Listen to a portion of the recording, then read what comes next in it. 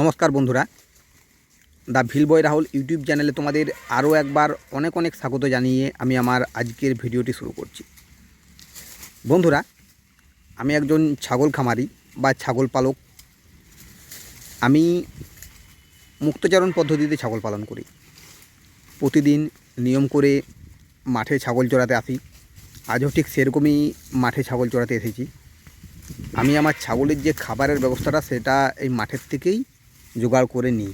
এইভাবেই আমার ছাগল পালন আজ ৮-১০ বছর ধরে চলছে, আর আশা করি ভবিষ্যতেও আমি এইভাবেই ছাগল পালন করব। তোমরা তো জানোই যে আমি কিভাবে ছাগল পালন শুরু করেছিলাম। সব কিছুই আমি আমার পুরনো ভিডিওতে বলেছি, তাই সেই সব নিয়ে আর কিছু বলছি না। তবে বন্ধুরা, একটা কথা তোমাদের আবার বলছি, সেটা হলো যে ছাগল পালন একটি খুবই লাভজনক ব্যবসা। এই বিষয়ে কোনো সন্দেহ নেই। আমি আজ এত বছর ধরে ছাগল পালন করছি, আমি প্রত্যেককেই ছাগল পালন করতে বলি। আর অনেকেই বর্তমান দিনে ছাগল পালন করছে, সেখান থেকে উপার্জন করছে। আবার অনেকে নতুন করে ছাগল খামার শুরুও করছে। তো যারা নতুন করে ছাগল খামার শুরু করছো, আমি আজকের ভিডিওটা তাদের জন্যই বানাচ্ছি। যারা নতুন ছাগল খামারি হতে চাও, তারা অনেকেই জানো না যে কিভাবে ছাগল কিনতে হয়, কোথা থেকে কিনতে হয়। যদিও এই বিষয়ে একটা ভিডিও আমি আগেই দিয়েছি, তবু ভাবলাম যে আজ আরেকটা বানাই। নতুন ছাগল কেনার আগে কতকগুলি কথা তোমরা মাথায় রাখবে। সর্বপ্রথম তোমরা ছাগলটা কোথা থেকে কিনবে, এই জিনিসটা সবথেকে বড় ম্যাটার করে। আর এছাড়াও তোমরা যে ছাগলটা কিনছো তার বয়স কেমন হবে, আর এছাড়াও ছাগলটার স্বাস্থ্যটার দিকে একটু নজর দিতে হবে। আমি কোন বয়সী ছাগল তোমরা নতুন খামারিরা শুরু করবে কোন বয়সী ছাগল দিয়ে, সেই বিষয়ে একটা ভিডিও আমি অনেক দিন আগেই দিয়েছিলাম, প্রায় 7 মাস 8 মাস হলো। সেই বিষয়ে একটা ভিডিও আমি দিয়েছি, তাই সেই বিষয়ে খুব বেশি কথা বলবো না। যদিও সামান্য বলতে হবে, না বললেও না, কিন্তু খুব বেশি বলবো না। আমি সব থেকে বেশি যেটা বলবো সেটা হলো, তোমরা যে ছাগল কিনতে যাবে, ছাগলের কয়েকটা জিনিসকে তোমাদের লক্ষ্য রাখতে হবে। সেই কী কী জিনিস লক্ষ্য রাখবে সেই জিনিসটা নিয়ে আমি বলবো। তোমরা যারা ছাগল কিনতে যাবে, তারা সর্বপ্রথম ছাগলের বয়সটাকে তোমরা দেখবে। যদি সেই ছাগলটা সেই পুরনো খামারির বাড়িতে একবার কি দুবার বাচ্চা হয়ে থাকে, তাহলে সেই ছাগলটা হচ্ছে সব থেকে সেরা ছাগল বা আদর্শ ছাগল। সেই ছাগলটা তোমরা যদি সেই ধরনের ছাগল পাও, তাহলে সেই ধরনের ছাগলকে তোমরা লুপে নেবে। কারণ কি?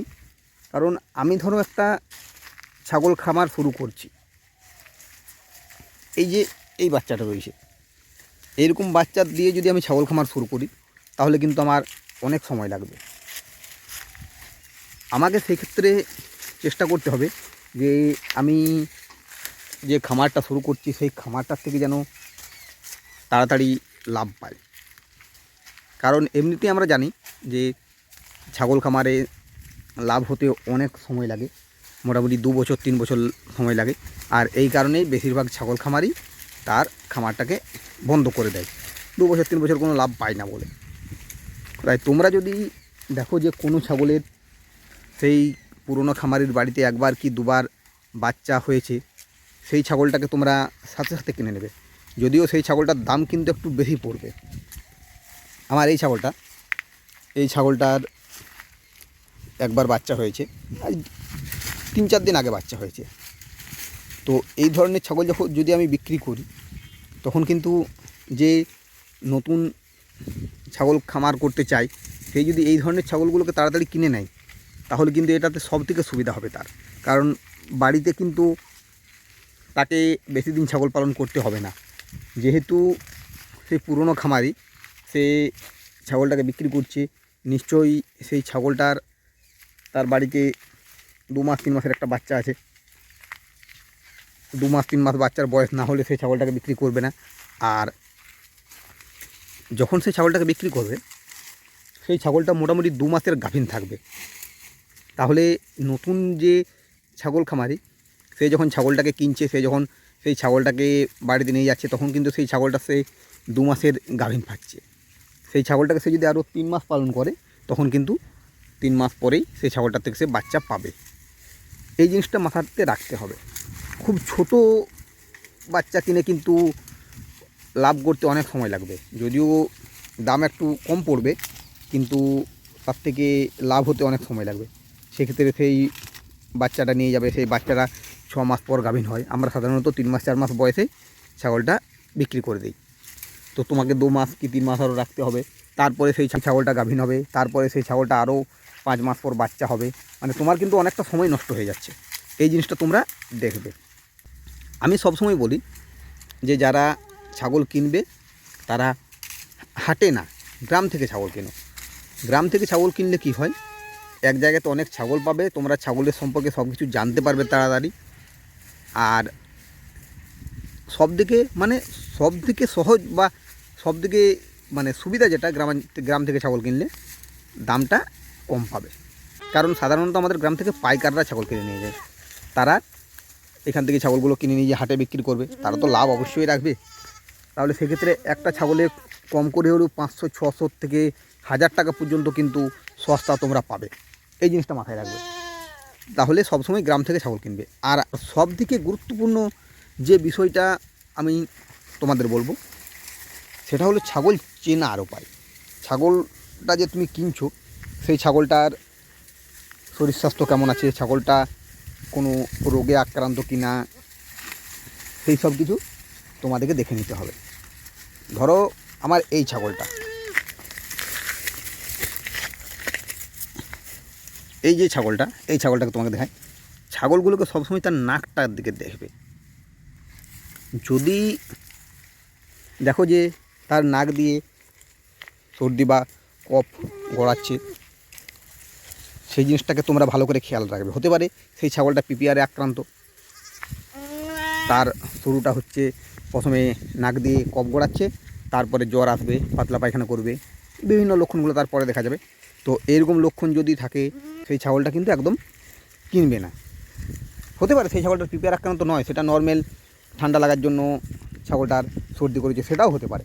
কিন্তু তুমি তো আর জানো না যে কী কারণবশত সেই ছাগলটার নাক দিয়ে কফ গড়াচ্ছে, তাই তুমি সচরাচর সেই ছাগলগুলোর থেকে দূরে থাকবে।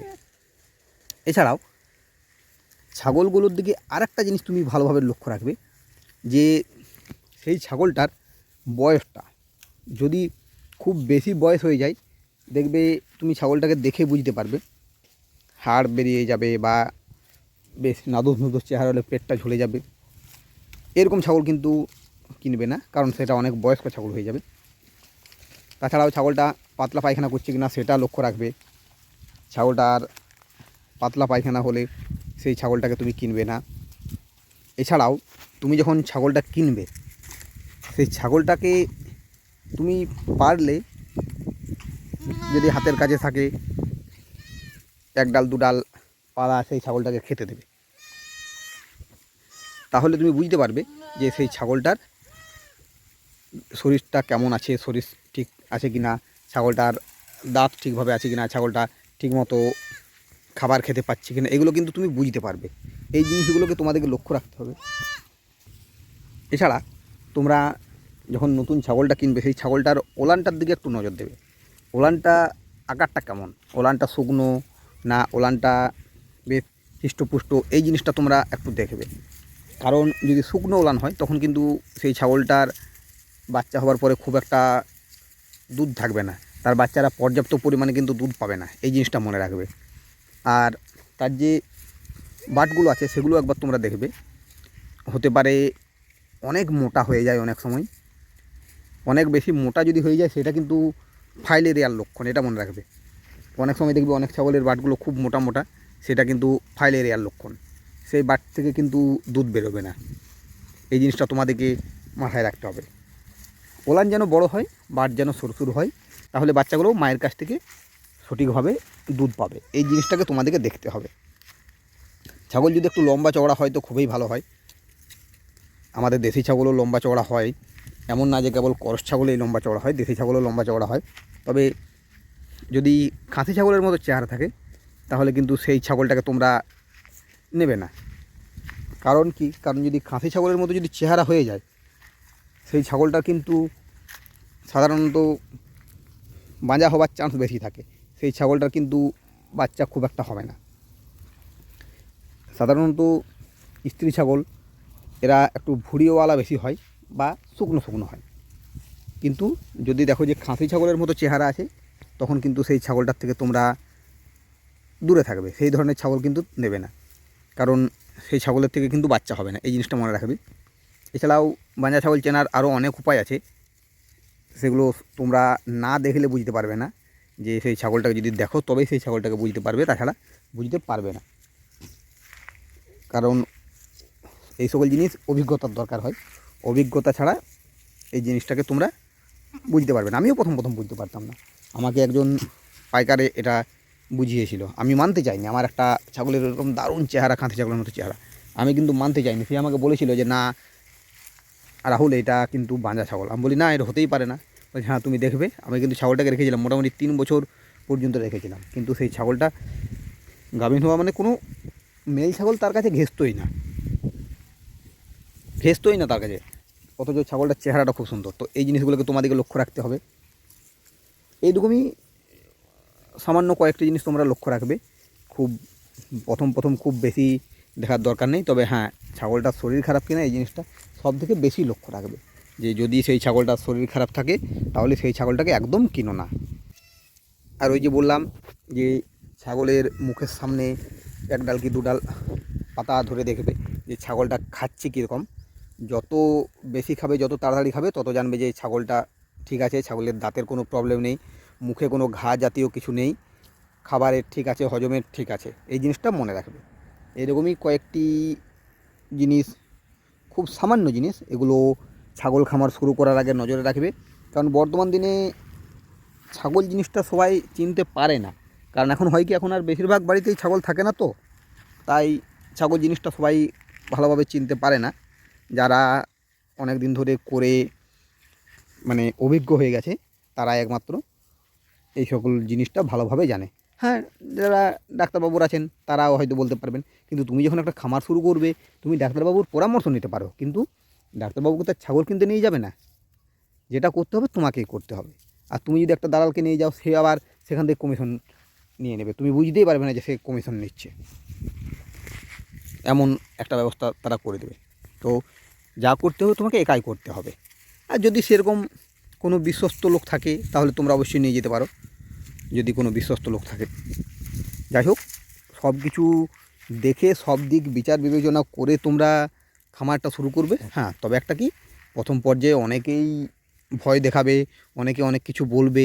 তুমি একটা কথা মনে রাখবে যে তুমি যেটা শুরু করছো সেটাতে তোমার লস হবে।